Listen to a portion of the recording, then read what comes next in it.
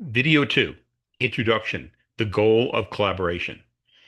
Over the years, our family has hosted over a dozen high school exchange students from all over the world.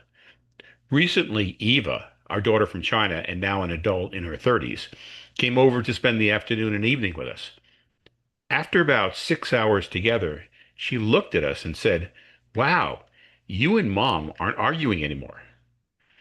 If you want to learn the conflict and collaboration techniques that made that statement true, this is the book for you.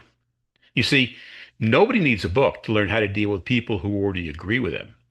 We don't need help with people who enthusiastically go along with whatever we suggest. We need help when people stand in our way, resist our advice, tell us we're wrong, or when we hesitate to have an important conversation because we're anxious about all the negative outcomes that make the fight not worth it. In fact, my wife and we almost never agree. When those disagreements used to happen, our first instinct was usually to convince, to argue, to influence, or advise. I'd want to prove I'm right and she's wrong. But how often does that actually work? You know, in over 40 years of marriage, I can't remember a single instance she or I ever said, your logic is flawless, I concede. In fact, arguing just made each of us dig deeper.